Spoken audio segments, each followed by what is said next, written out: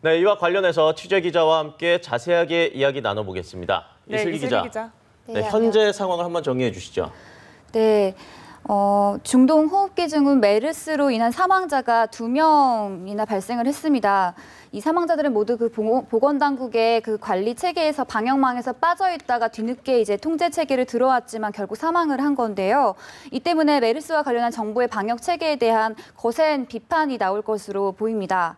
현재까지는 환자 수가 6명이나 늘어서 총 25명이 됐고 또 새로 추가된 환자 중에서는 이제 처음으로 3차 감염자가 나왔습니다. 이 3차 감염자들을 모두 2차 감염자가 정부의 격리 대상에서 빠져있던 때에 그 2차 감염자와 접촉을 해서 결국에는 메르스에 걸리게 된 사람들입니다. 네, 자 사망자 두 분이 어떤 분들이었는지 좀 더 자세히 설명해 주실까요? 예, 먼저 그 어제 오후 6시쯤에 그 사망했다고 알려진 58세 여성 S씨는 어제까지는 사실 당국이 그 확진 환자가 아니라 의심 환자라고 밝혔었는데 이제 이분의 유전자 검사를 해보니 확진 환자로 최종 판정이 났고요. 네. 이분은 원래는 그 천식으로 인한 호흡곤란으로 병원에 그 입원 치료를 지난달 11일부터 받았다고 합니다. 그러다가 그 지난달 같은 달에 15일에서 17일 사이에서 그 국내 첫 그 메르스 환자로 알려진 그 68세 A씨와 접촉을 했고 그리고 이제 그 증상이 더욱 악화돼서 치료를 받던 중에 결국에는 사망하게 됐습니다. 그리고 또 두 번째로 그 오늘 새벽에 숨졌다고 알려진 사망 소식이 알려진 그 두 번째 사망자는 그 71세 F씨인데 이분은 이제 국가지정 격리 병상에서 치료 중이던 분이었습니다.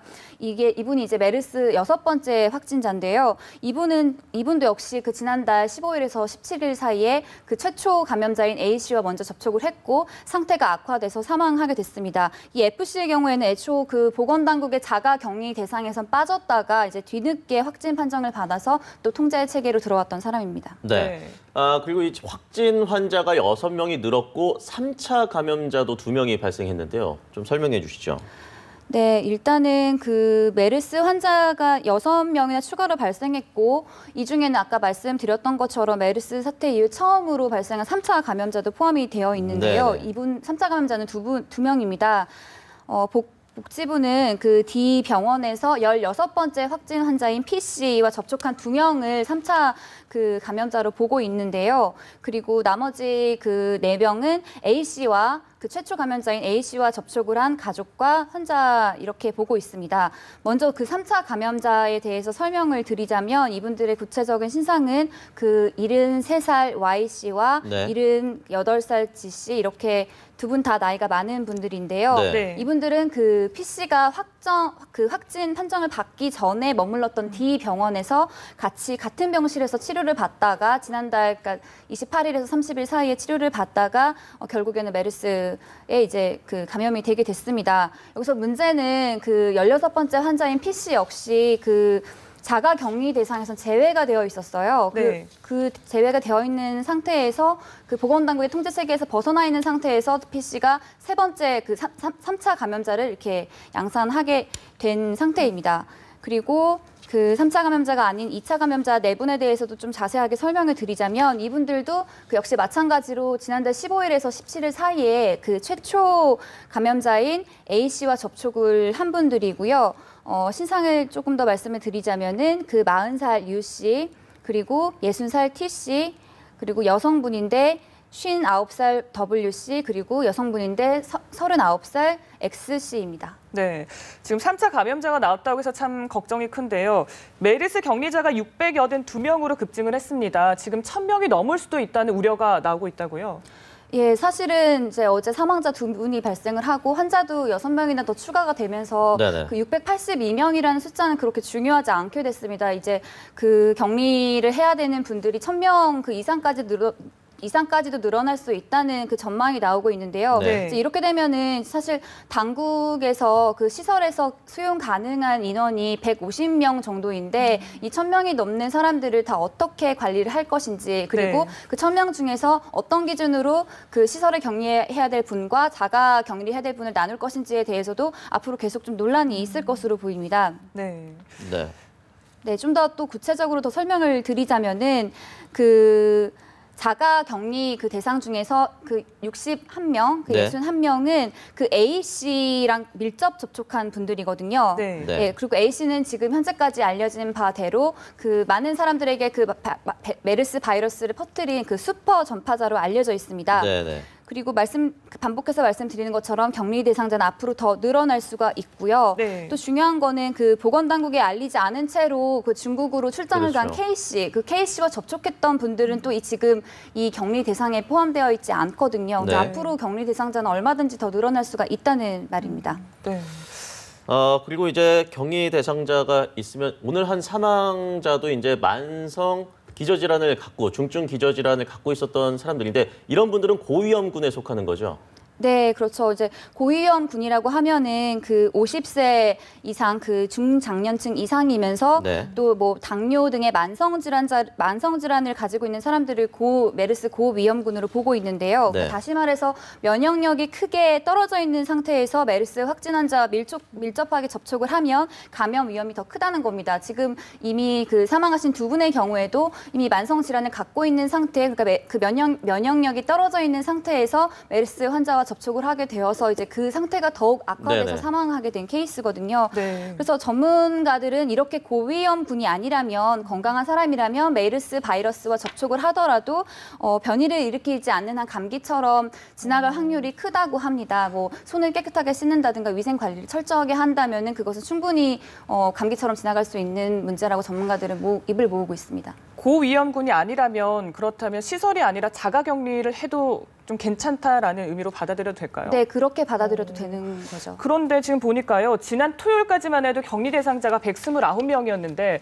며칠 새 거의 5배나 불어났다라고 하거든요. 그 이유는 무엇이죠? 예, 이 문제는 이제 보건당국이 첫 번째로는 언론 등 매체에 정확하게 격리 대상자의 숫자를 밝히지 않았던 문제도 있고요. 네. 그리고 두 번째는 그 역학조사가 굉장히 부실했던 그게 좀 원인이 있습니다. 네. 일단은 당초 그 밀접 접촉의 범위를 최초 확진자와 같은 병실에만 국한을 해서 그 같은 병실 밖에 그러니까 같은 병동에 그 외래 진료를 받던 환자나 보호자들이 감염됐다는 보도도 다 들으셨잖아요. 네네. 이제 이런 식으로 처음에 그 역학조사 범위를 너무 보수적으로도 너무 좁게 한정하는 바람에 좀 부실했던 일이 있습니다. 그래서 실제로 그 중국으로 출국했던 K 씨 같은 경우에는 그 중국에 출국한 이후에 확진 판정을 받았지 않습니까? 네. 근데 이 K 씨는 자택격리 그 관리 대상에도 처음엔 포함되어 있지 않았던 분입니다. 당국에 알리지도 않은 채로 중국에 출국했던 거고요. 네. 네. 이렇게 의심 환자들이 많아지고 격리 관찰자가 1000명 초과를 전망하는 상황에서 격리 대상자들을 수용할 수 있는 어떤 시설들이 있을지가 참 걱정입니다. 네, 이제 어제 그 브리핑에서 보건당국이 밝힌 것은 아까 말씀드렸던 것처럼 시설 그 격리 그 대상자로 수용할 수 있는 인원이 총 한 150명 정도가 된다고 합니다.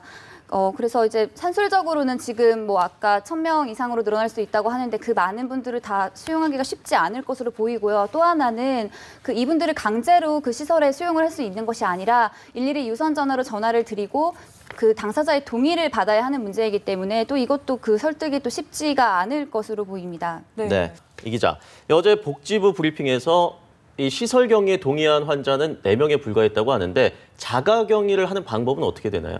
네, 자가 격리 대상자들도 그러니까 집안에 계시더라도 가족들하고도 2m 이상 떨어져 지내야 되고요. 네. 그다음에 마스크 같은 이제 방역 그 체계를 갖추고 있어야 합니다. 그리고 네. 점검반들이 하루에 그 2번씩 전화를 해서 이런 지침들을 제대로 지키고 있는지 이제 살펴본다는 건데요. 이제 뭐 발열이나 뭐 호흡에 문제는 없는지 이런 것도 살펴보고요. 근데 문제는 하지만 이분들이 그 격리 지침을 제대로 지키고 또 외출이나 뭐 그 생업을 계속 하고 있는지 이런 거를 뭐 확인할 수 있고 또 자제를 시킬 수 있는 뭐 현실적인 방안은 사실상 없다고 볼 수가 있습니다. 네, 그렇다면 이들의 생계 문제는 좀 정부가 어떤 식으로 좀 보상을 해줄 수 있을까요? 네, 이것도 문제인데 일단은 격리 기간이 잠복 기간이라고 하는 2주인데요. 이 기간 동안에 어떻게 뭐 회사에 출근할 수도 없고 또 자영업을 하시는 분들은 가게 문을 열 수도 없기 때문에 생업을 사실상 중단을 해야 되는 상황입니다. 네. 그래서 이제 정부가 현행 그 긴급 복지 지원 제도를 토대로 어려운 형편의 노인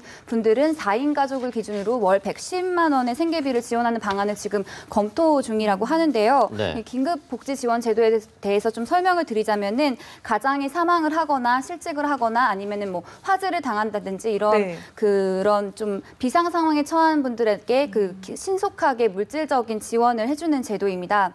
그 복지부는 생계비 외에도 그 추가 지원 여부를 검토하고 있고 조만간 이들 격리자를 대상으로 한 지원안을 마련을 해서 공개할 방침이라고 합니다. 네. 네. 저희가 계속해서 이 메르스 관련 특보를 전해드리고 있는데 가장 중요한 것이 현재 사망자가 2명이 나왔고 3차 감염자가 발견됐다는 것인데 다시 한번 현 상황을 좀 정리해 주시죠.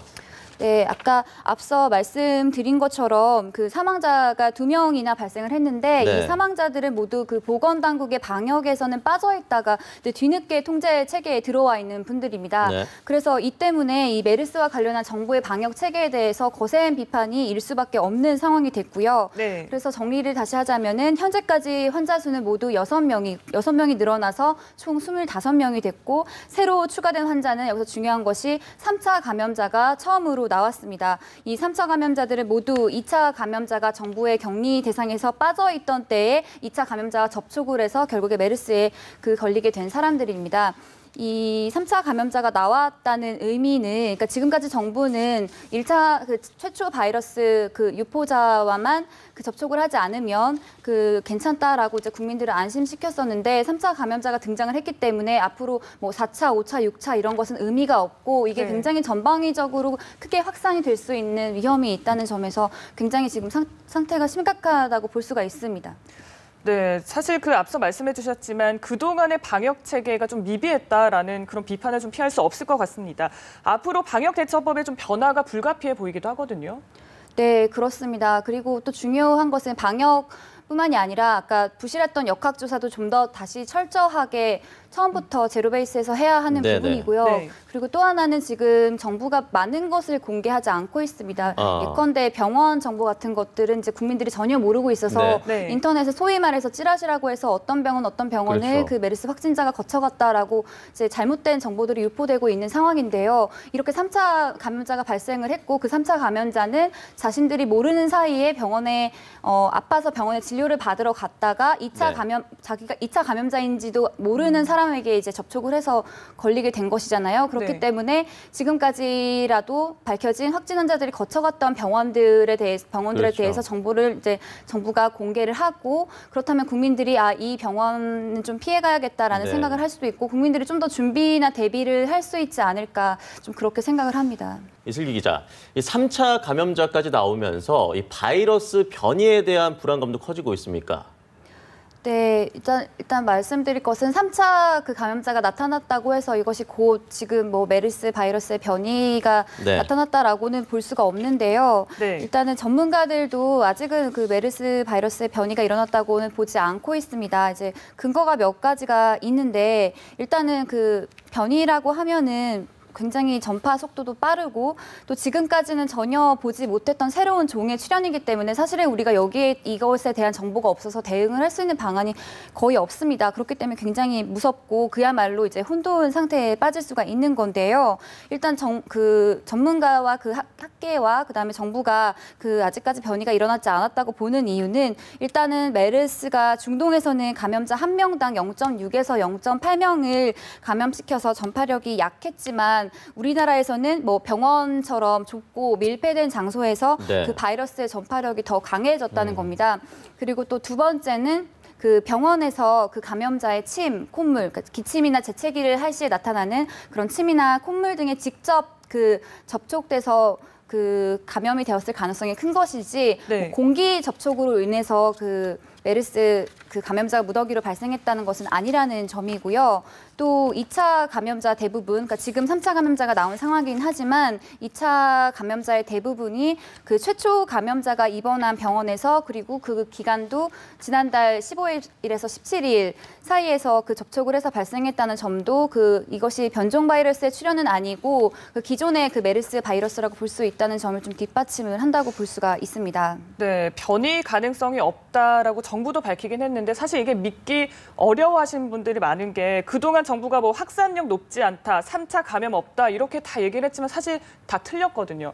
아무래도 정부의 이런 부족한 대응이 더 국민들의 불안감을 키우는 게 아닌가라는 생각도 좀 듭니다. 네, 굉장히 맞는 지적인 게 사실 다 모든 걸 덮는다고 능사는 아니거든요. 이렇게 국민들의 불안이 심해지는 것은 정보가 다 차단이 되어 있고 충분한 정보가 공급되지 못하기 때문에 알 수 있고 대비할 수 있는 것이 없어서 불안감이 더 커지는 것이고요. 이제 그런 점에서 아까 말씀드렸던 것처럼 뭐 격리 대상에 대해서도 정부가 정말 솔직하게 앞으로 그게 기하급수적으로 늘어나서 국민들이 깜짝 놀라게 될지라도 솔직하게 다 밝혀야 되고 그 병원 감염자가 거쳐갔던 병원 정보에 대해서도 솔직하게 말씀을 좀 드려야 할 필요가 있고요. 네. 지금 실제로 불안 심리가 너무 심해지다 보니까 각종 그런 유언 비어들이 난무하고 있고 또 하나는 이것이 좀 실물 경제에도 실제로 영향을 주고 있습니다. 네. 어제 같은 경우에는 여행이나 레저, 관광, 숙박 관련된 주가가 개장함과 동시에 폭락했거든요. 이제 이런 식으로 불안감이 커지면 커질수록 다른 사회 여파가 커지기 때문에 좀 더 정부가 이것을 잘 정보를 공개하고 국민들을 설득시키는 그런 과정이 좀 필요할 것 같습니다. 네, 알겠습니다. 이슬기 기자, 이 메르스가 이렇게 계속해서 확산을 하다 보니까 아무래도 거리에 마스크 쓴 분들이 참 많았습니다. 네, 이게 또 이제 최근에 변한 풍경 중에 하나인데요. 네. 마스크와 손세정제 판매량이 실제로 증가를 했다고 합니다. 왜냐하면은 백화점처럼 많은 사람들이 모이는 그런 시설에서는 네. 입구나 화장실에 손세정제 이런 위생용품을 더 많이 비치하고 있거든요. 그래서 실제로 통계를 보면은 온라인 마켓인 옥션을 보면은 지난달 마지막 주에 마스크 판매량이 일주일 전보다 무려 709%나 늘었다고 합니다. 그리고 같은 기간에 손세정제 판매량은 147% 증가했고 칫솔 살균기는 71%, 그리고 유아용 소독, 그리고 살균용품은 54% 판매가 늘어났다고 합니다. 이건 옥션뿐만이 아니라 다른 모든 인터넷 쇼핑몰 사이트에서도 다 이런 위생용품의 판매량이 급증한 상태고요. 네. 그다음에 또 새로운 것이 노스크라고 코 부분에 부착을 해서 외부의 오염물질을 직접 막는 그런 코 마스크의 판매량도 38%나 증가했다고 합니다. 네. 대한의사협회에서 공고한 예방 수칙이 손을 또 깨끗하게 씻고 또 기침이나 재채기를 했을 때 휴지로 입과 코를 가리고 휴지는 반드시 쓰레기통에 버린다 이런 지침을 내렸는데요. 이런 걸 보면은 이런 위생용품을 잘 이용하는 것이 예방에 도움이 될 것이라고 봅니다. 네, 그리고 이 위기경보 단계가 주의에서 경계로 올라갈 수 있다고요. 좀 자세하게 설명해 주시죠. 네, 지금 사태가 이렇게 심각해지다 보니까 정부에서도 주의에서 경계로 경보 단계를 한 단계 격상을 하고 확산 방지 대책을 대거 강화할 가능성이 있는데요. 먼저 주의 단계는 어떨 때 내리는 것이냐면은 신종 전염병이 발생은 했지만 아직 본격적으로 확산으로 넘어가지는 않아서 부처 간 협조만으로도 충분히 이것이 통제되고 제어가 될 수 있는 상황을 의미를 합니다.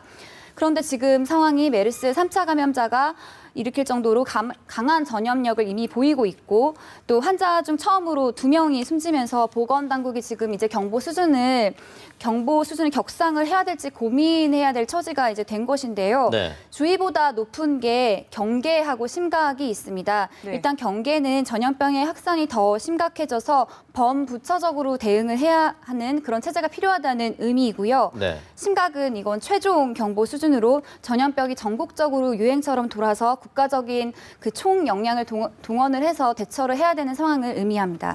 네, 더 이상 좀 피해가 확산되지 않도록 정부도 좀 철저한 대응을 해야 할 것 같습니다. 오늘 말씀 여기까지 듣겠습니다. 고맙습니다. 네, 감사합니다.